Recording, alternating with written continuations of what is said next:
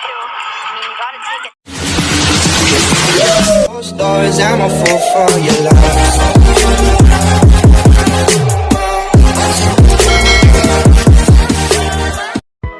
Third set, update tayo ng Signal versus Akari, kung saan nga mga ka-sports natin dyan, ang Signal ay medyo nagising na talaga pagkatapos nga nilang matalo sa set 1. Sa set 2 naman ay nakabawi sila, at dito naman ngayon sa set 3 ay malaki pa rin ang kalamangan ng Signal.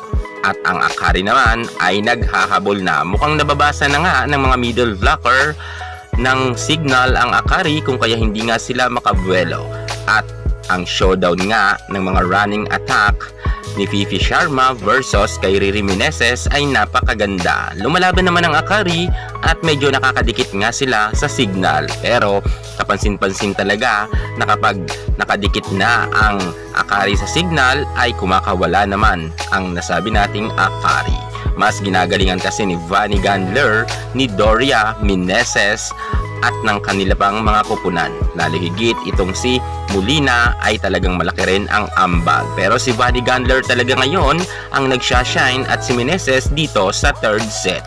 At dahil dyan mga ka-sports, lamang na naman talaga sila ng scores at naghahabol nga ang Akari Chargers. Mukhang papataubin na naman talaga sila ng Signal.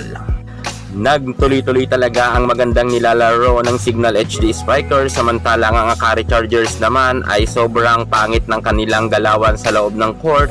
Pangit ang first ball, pangit ang pagkakaset, kung kaya nga mga ka-sports natin dyan ay puro talaga error, sapagkat hindi nga maganda ang mga set nga ng nasabi nating Akari. Dahil pangit ang first ball, pangit talaga ang set, at hindi makakapag-spike ng maganda kahit nga sabihin natin na ipinasilip na nga nila ang kanilang alas or ang kanila sa isang mga superstar na si Celine Domingo. Wala rin nagawa si Celine Domingo kahit ipinasok nga siya sa second set. Subalit ipinasok nga si Ced Domingo ay bandang last part na nga ng laban.